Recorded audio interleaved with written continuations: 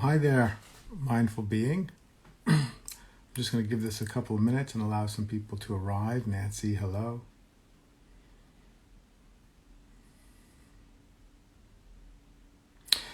Hi, Carol, Tavis. I'm very excited today because I have Radhita joining me from Mindless Being, and Radhita runs a telesummit online called the Spiritpreneur Summit, and the main theme is around spiritual entrepreneurship, and I was part of the first and second summit, and I will be part of the third that's happening next fall. But she and I just recorded the teaching that I want to offer for next fall, so we thought now would be a great time for us to get together and speak together about what it is that she does and how it could impact your life. So again, I'm very excited to have Radhita joining me today. And Radhita, if you want to hit the guest box, you certainly can. And again, health you too. Nice to see you. Seven, nice to see you. Samantha, nice to see you as well. And here is Mindful Being. So hang on.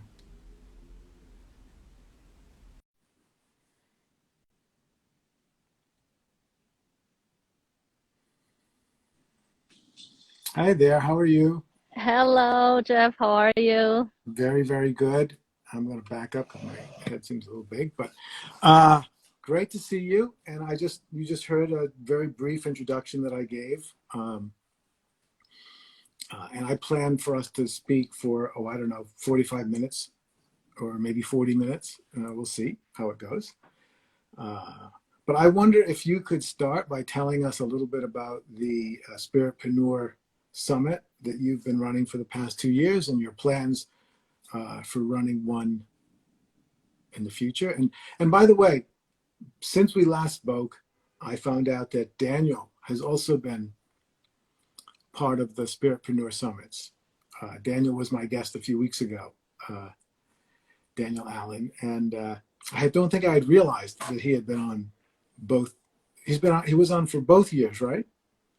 No, just last year. Just last year, time. Okay. Mm-hmm. And so yes, he often gets on these live, so maybe we'll see him before the end. But yes, maybe you could start by just saying a little bit about the Spiritpreneur Summit and what it is why you started that, what you're doing with it, what you're hoping to bring to the world, etc. All right. Yes, I'd love to. So, well, Jeff and I had a conversation about 3 years ago, a little less than 3 years ago. I was talking with you about just what could I do to get more people interested in the things that I'm doing, and I'm in mindfulness, and I wanted to just share more about what mindfulness is about and just get out there. And so you suggested for me to look into Summit. And I actually was part of, or I attended a few summits at that time, and I thought it actually might be a great idea. And you saying that it's a lot of work really got me going.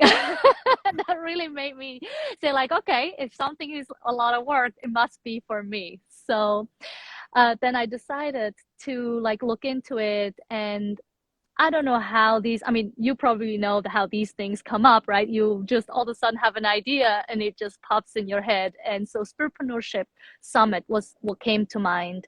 And initially the idea was really to bring people that want their own business or already have their own business to really come from a heart-centered place. That's brought me to a spiritual way of holding a business. It didn't have to be in a spiritual field. It just had to be coming in more in touch with yourself. And I then realized that entrepreneurship means business And in matter of fact, if you have your own business, it's the business of yourself. You're not going to create a business that has nothing to do with you. Well, maybe you are, but if you wanted to do it really from the heart, then it has to be somehow a reflection of who you are. And so that's the whole concept behind the title Spiritpreneurship, and why I wanted to do this. So the first summit I did in 2020, in the beginning of so-called pandemic, right? Because that at that time we thought that was just a brief time frame. And the first one was bringing more awareness to what a business of self looked like. And I had people on board that, like yourself, have their own business, and most of them actually are in the spiritual part.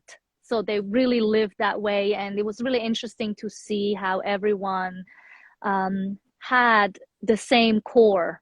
It's a different message. Everybody is delivering it differently. And it was so interesting for me to witness this by speaking to everyone, and had at the end of it like a conclusion of what a spiritual entrepreneur looks like or feels like, and how do they just represent themselves. So that was really fascinating to me, which then also made me realize like I want to do another one of these, and just had this as another idea. And so that the second year, again, these themes to me, I'm focusing on like who I'm surrounded with, who are the people that I'm talking with, and realize that there is something that we want to share that is deep inside of us that we usually don't really share.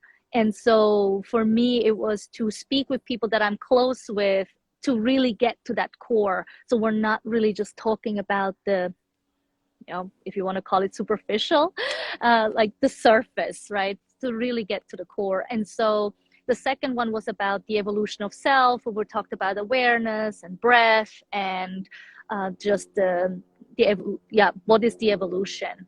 There was like, I had like A, B, C, D, E were like the letters of the beginning. So the C stood for connections, D for discovery, and E for evolution. And it was just bringing it all together and showcasing different speakers in different genres and their specialty. And so this year, I really wanted to bring all of those other summits I've had together in a way. But that was a conclusion of the theme. So this year's theme was the spiral of life. And the interesting thing, it started off with the cycle of lives, because I was planning out my themes for the year. And at some point, like every month I have a theme, and then every week within the month, and I realized like, I can say the same things, or rather have the same themes again next year, 2023. We can talk about the same things again. And so I was like, this is like cycle of life, like everything begins again. Every year it starts again, And then as I thought about it a little more, I realized that cycles of life, there are repetitions, and there are pretty static if you think about it in on a daily basis, weekly basis, monthly basis. But within the statics that we're having of repetition and habits, there is an evolution happening. And that evolution I saw as spirals. I saw them as, each cycle being a deepening of awareness. And the more we deepen that awareness, it becomes more tight in what that spiral, like if we imagine a spiral, becomes the center of a spiral, right?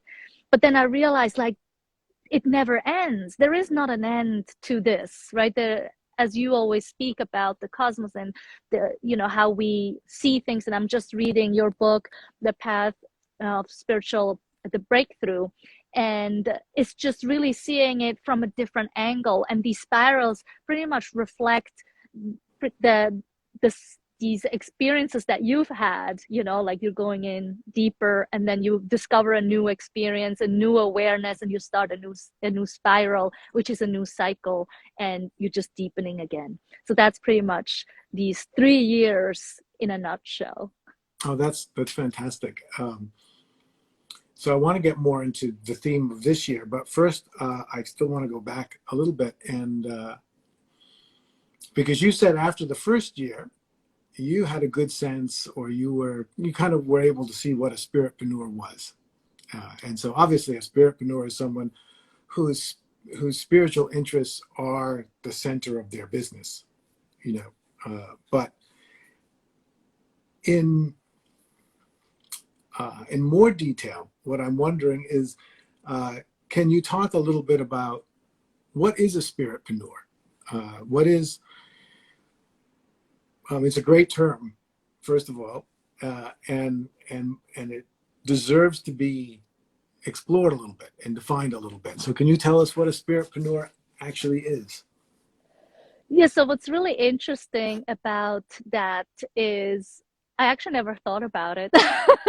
What is it? Because it's like I realize like the people I surround myself with that I'm really connected with are people that are heart-centered. So then if you're asking me this question, what's an spiritpreneur? To me is someone who truly stands on their own 2 feet, who understands that there are things happening that are out of their control and there are things that are in control, and they're not attached to how something will turn out to be.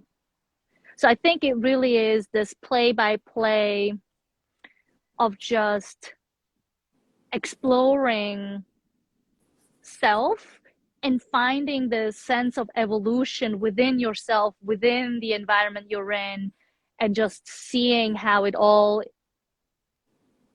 evolves. Yeah. Beautiful. And how many spiritpreneurs do you know at this point? Have you met? Well, I think there is a couple. I mean, I would say at least, I think 10, I could say. Like, I had a Okay. friend asking me the other day, is like, we're having like these deeper conversations and you can share whatever you want to share. There is no judgment happening. And she's like, I really enjoy speaking with you. Like, how many people do you actually know you can speak like this? Because she thought like this, or mentioned that this was a very special relationship that we're having. And I was like, well, actually, there's a couple of them. And so I was just like 10 plus. I was just throwing out there. And as I thought about it, and especially her reflection of like, well, that's not normal, to have this many. And I just realized it's like, if you really are heart centered and if you live this kind of life, or at least this is what you make your life to be, then it becomes much easier to be attracted to the same like-minded people, and you're open to learn from them. So I think that really describes Yeah, no, it. that's great. I remember last year after the summit, there were about 5 of us who had been presenting, as well as you, who got together for kind of a post-summit conversation. And I remember being very enthusiastic about how fun it was to meet other people who, everyone's doing different things, as you said, and doing things in different ways. But, these are all people who are endeavoring to create a business around that which they are most deeply inspired by, and meeting those kind of people, even if they're doing something different, and even what they're doing isn't exactly in your lane, it's still fascinating to and exciting to just be able to speak with people who are in that process of it's a very deep, because this kind of business isn't just a business. There's a business aspect to it, and people are trying to make it work that way. But it's really, I think, it's one way that people attempt to create a spiritual life in the modern world. And by a spiritual life, I mean a life which is completely centered, that is most deeply centered on your spiritual interests. And there's probably different ways you can do that, but this is the modern world. So the ways we did it 1,000 years ago, by becoming a monk or a nun, or joining a religious order, they're not necessarily as appealing in the modern world. And so in many ways, people are looking for how they don't want to live in two worlds at once. They don't want to live in a world where they're earning money, which really is disconnected from their heart. You said, these are heart-centered people. They want to live in that spiritual world, which is centered around what they really care about. And so, yeah, it's more than a business. I mean, I often tell people, if you're really an entrepreneur, which means you're doing this, to make money, this kind of spiritual business is probably not, the best business to be. And this is not by far the easiest way to earn money. There's many businesses that do much better in that domain. But if you are someone who wants to, be able to live a life in which your spiritual heart gets to be the center, at least of the majority of what you do, this is a good way to do that. Yeah, and for me, I also, like we always separate ourselves as you described, like this is work, this is me, this is family, this is my spare time, this is weekend time. And actually talking about the summit, this is like, these are the different spirals in our lives, right? We have these different parts of us. And even if, like you said, like I chose this to be my business, it's a different kind of business. It's not the money making type of business. It's really a reflection of who I am and who I want to represent, at the same time who I'm inviting into this world, right? And in the end, at least that's how I operate, if that's even a word I would describe it. But it's like, I want people to feel and live freely, even though we live in a space that is limited. So even if you're watching this and you might work in a space that is more money driven, doesn't mean you can't be that person. You just have to be very aware that these are two different lives, or different parts in your life. You're not living two different lives. And I think the key to this component, in my perspective, is really finding a way to connect the two. Like, so you're not walking into an office, for instance, where you say like, okay, I leave my other self outside that door and now I'm entering into this door as this other person. But actually embracing the person that you are, and that these two types of fields are part of who you are. And that in itself is what matters to me. Mm-hmm. And what I notice is that many people separate themselves physically, right? Like I'm entering now this workspace, I'm entering now this home space, I'm entering now this space, and then leaving the other part there, instead of using this entry as an inclusion of all. That's fantastic. And that makes me want to say that we've been speaking a lot about spiritual entrepreneurship. My impression of the summit that you create is its appeal goes beyond spiritual entrepreneurs. That a lot of what you're discussing is about the content that the spiritpreneurs are offering. So you do learn about the mindset of a spiritpreneur. You do learn about how they're relating to what they do that makes it work. But you're also learning about these different spiritual modalities, different spiritual practices, different spiritual philosophies that are the center of some of these businesses. So the summit itself kind of is equally valuable to the spiritpreneur who's really interested in that kind of life, or the spiritual practitioner, the spiritual enthusiast who's curious about the different spiritual modalities that exist. And so I'd love to hear you just say a little bit about the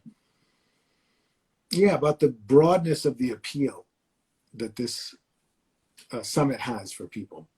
Yeah, and the way you just described it is beautiful, because that is the core of the message I want to create, right? It is for technically speaking, everyone who is open to receive these messages, either you are this entrepreneur or you are interested in learning about these aspects. And so the message to me and my real purpose of these summits is, hold on 1 second.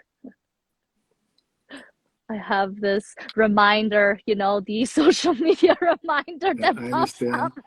But And I by the just way, noticed just that just to anyway. interrupt briefly, Erin A. Quinn just joined. You'll see. Okay. I don't know if you know her, No. but she's a magnificent example of a spiritpreneur. So if you were ever lucky enough to secure time to speak with her, it would be well worth your time. So, Erin, nice to see you, by the way. Feel free to send me a message. I feel like something got frozen on my end. Like I can't see myself, but I can see you clearly. So that's perfect. I can see you, so that's all. All right, That seems perfect. most important. That's all that matters.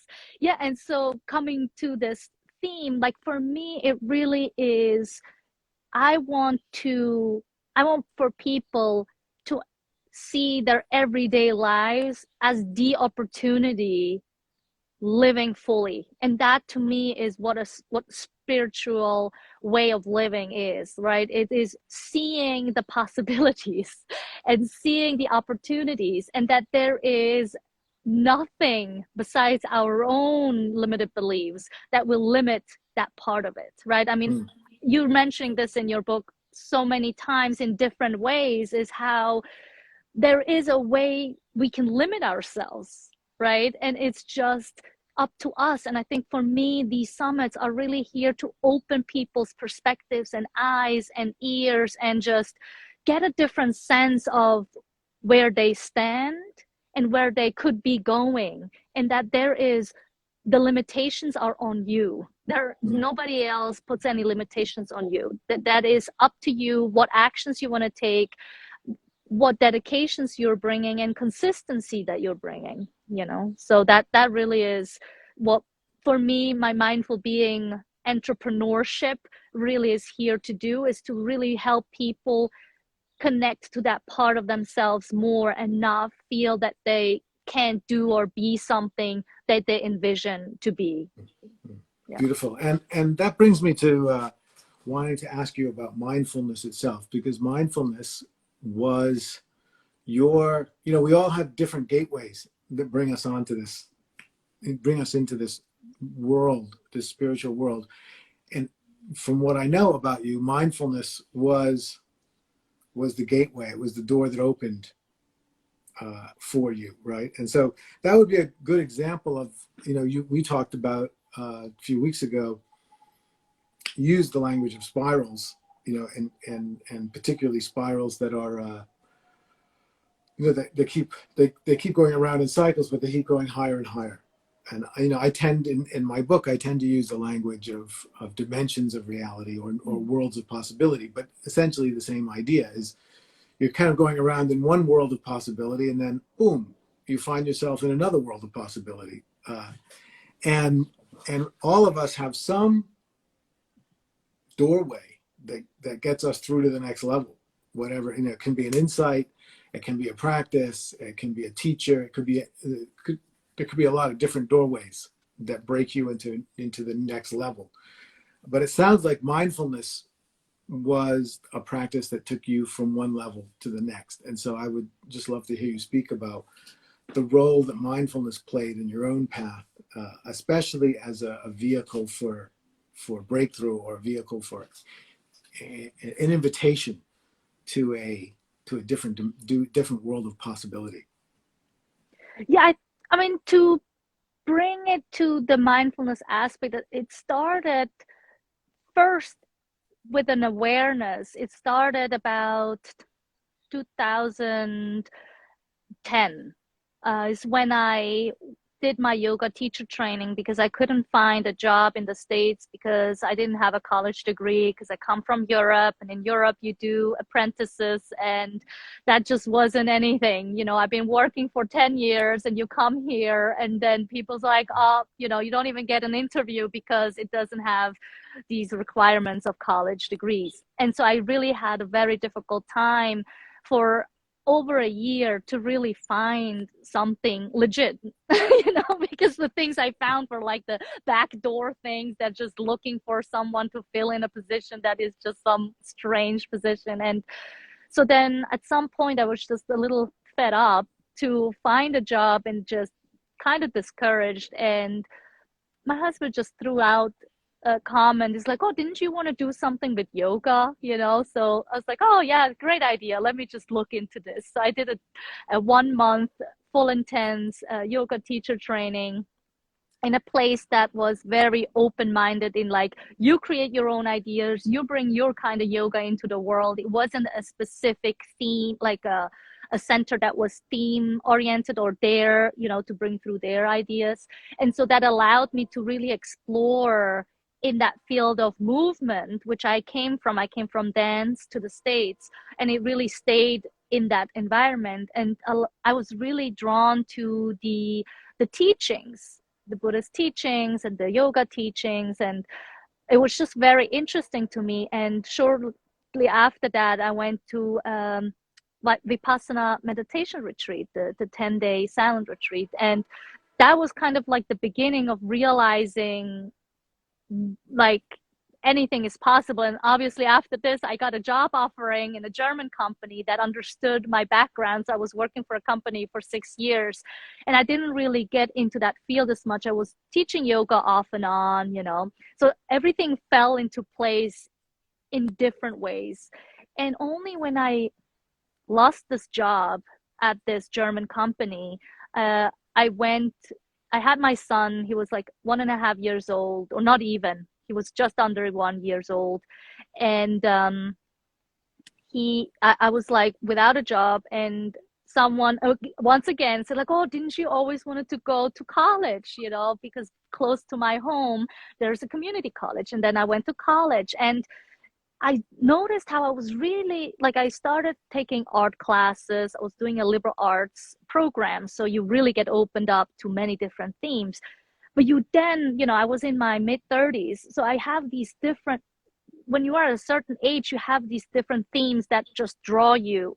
And you have a better understanding when you go to college at that age, what are really themes I want to put attention to, right? Because if we're younger, we don't really have that sense yet. And all the themes I picked were like art classes. It was, humanity-based places, classes. And then it was also communication was an important one for me. And all of a sudden, all these different pieces fell into place. And I brought this yoga piece back into my life, and I started asking an old boss of mine if I can teach mindfulness in that work. And I had zero idea what mindfulness actually meant. I did not know anything about, John Kabat-Zinn. I didn't know anything about these mindfulness teachers that are very famous out there. And they've been out there for 30 years, So it was really strange to me that only 2 years after I did this, I found out about all these teachers, because I was a learning assistant in one of the psychology classes. And this teacher was planning on doing mindfulness. And so I was able to teach mindfulness to 60 students in Purchase at the college. And thanks to his curriculum, I learned about all the other things that mindfulness was there, so that was really fascinating to me. When I think about how mindfulness showed up in my life, it wasn't because I was going through something, well, actually, if I think about it, yes, I was going through something very challenging and yoga came to me, but it wasn't like, here is the tool of mindfulness and you got to do this. It was just like people in my life, they guided me to these different things that I've been saying, and it just came out of me in this way. So it's this really is very interesting. fascinating. So you're saying that someone invited you to teach mindfulness at Purchase College. Well, no, actually, they were not even inviting me. I asked me to help them with their program because there was so many people. And in our conversation, he was saying that mindfulness was his theme. I was like, well, actually, I was just teaching mindfulness to business to a business. Okay. And he's like, oh, perfect. You should be doing this. So yes, that was But it. so the company asked you first to teach mindfulness, and then Yeah. you did it. And at Yeah. that point, you knew very little about it. Yeah. And then you met this other person wanted you to help with his class because it was so big, and you were teaching mindfulness at the college. Yeah. And that's really fascinating. And then have you become a practitioner since? Well, yes. I mean, the day after, after I graduated, I remember being really like upset because I didn't know what that meant, right? You have this degree and you're like, now what I'm going to do, And I just put all the pieces back together. It wasn't like, oh, I know what I'm going to do. All of a sudden, I was like, I think mindfulness is what I'm going to do next, So I took all these classes from this mindful schools that were like easy to get in and just taking these classes. And then I started my real practice, that was like 4 years ago or 3.5 years ago. And I told myself like, okay, every day you're going to meditate in the morning. This is going to be your practice. And I just built these foundations around it. Yeah, exactly. And you really, from what I've heard from you before, mindfulness over the last few years has really had a big impact on your life. Yes, it just opened up all these avenues, like it allowed me to notice that there was nothing wrong with me when I was growing up, that there was nothing, that I could have done differently when I was growing up. I think it really just opened up my eyes that whatever I chose to do in my life, from when I was a kid to when I was a teenager to when I was an adult, was exactly what I was supposed to do. And it just allowed me to just be who I am without questioning it. Yeah. That's fantastic. It's very interesting because now with the Spiritpreneur Summit, you are creating a platform that's supporting other people who are offering their spiritual fruits in different ways. And of course, you're also essentially building a community in a somewhat loose sense, but there's a community that's gathering around these summits. How is that community building aspect of this going? What are you seeing? What have you seen as the evolution of the community of people that's interested in this idea of spiritpreneurship? Well, the evolution I saw was really more in the community of the speakers and the friendship that I built for myself. I think the community is more that I built around myself sounds a little crazy, but it's like really that friendship and community in that sense to really bring this message of individual stories with the same content. Not content, but the same underlying message forward. And so, yeah. Mm-hmm. Sorry, the No, spiritpreneur go in ahead. me is activated. Approximately, how big a mailing list have you generated around the summit? Well, around the summit, it wasn't huge. It might be like around between the two of them that I had so far, maybe like 50 to 80, like it wasn't anything the first one was not much at all. And then the second one definitely had a little bit more of like people that were interested and signed up. I'm not sure how many people really watched the whole thing. I know there were people that watched them, and the greatest support I get is really from the speakers themselves. I think there are a handful of speakers that watched all the other speakers speak. Like they can quote them and they know them, and they, I talk about you or Matt or whomever, and they're like, oh yeah, I know who you're talking about, So it really is interesting that the speakers, some of them are really the ones that have the greatest takeaways. And part of the value of what you're doing, regardless of how many people are involved, is that is a community of people.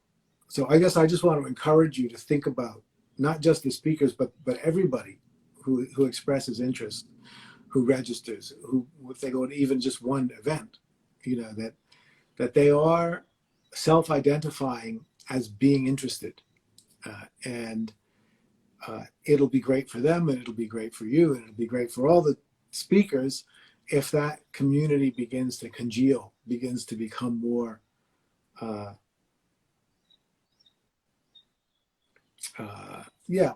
more coherent, because a lot can come out of it. It takes time to build community, but a lot can come out of it. And that leads me to the last thing that I wanted to talk with you about, which is you and I have talked about a book project for you. I've done a series of books about online business for spiritual visionaries, online curriculum for spiritual visionaries, online community for spiritual visionaries. I think the curriculum one isn't out yet, but will be coming out soon. And you mentioned at the beginning of this, when we first talked about it, I said it's a lot of work, and I wasn't lying. I'm sure you can attest to the fact. But now that you've done it twice, I was saying, wow, would you like to write a book, online summits for spiritual visionaries? Because this is a really valuable thing to do. I've run, I ran an online summit.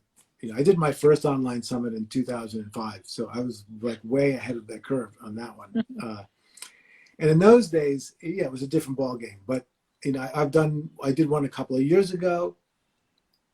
I'm intending to do something of that ilk, maybe next year. But I just thought there's a lot of people whose spiritual ventures would benefit potentially by doing a summit. And you've gained a lot of expertise in how to put them on. You do a good job with this summit.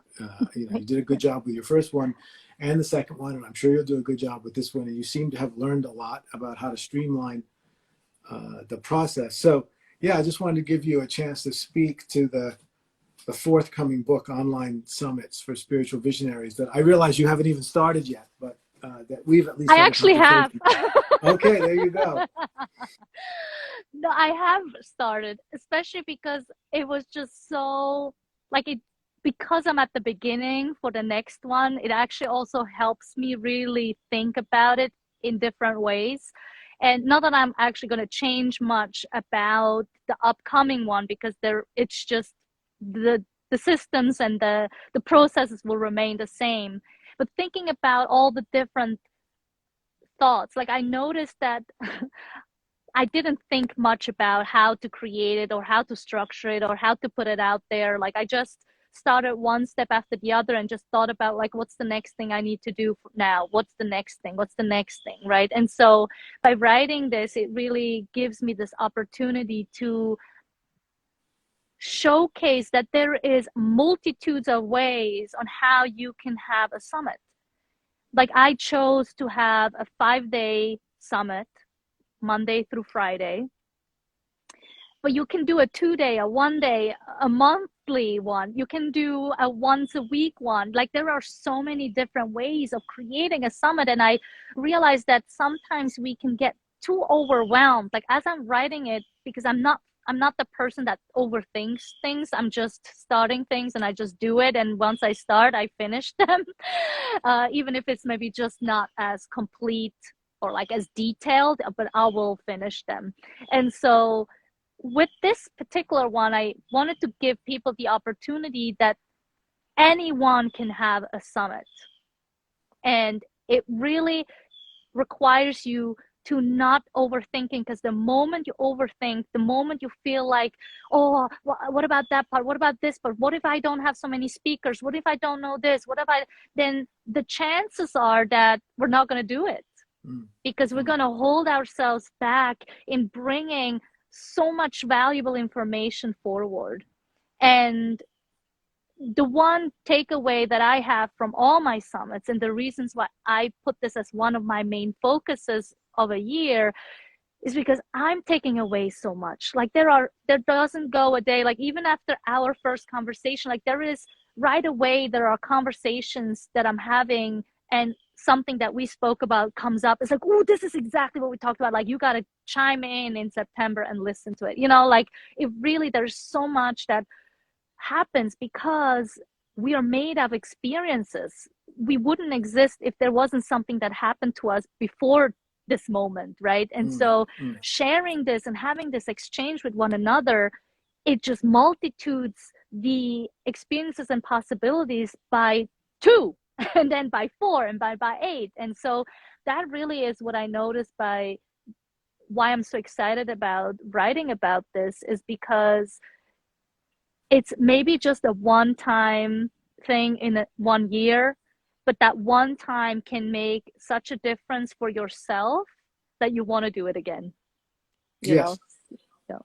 absolutely. That's very, very true. And there's so many benefits for you and for the people who come and for the other speakers. And as I said, the community that's starting to form, and it's work and it takes time. But if you know how to do it, like you've been learning, or if you can learn from someone like you, that'll make it a lot easier.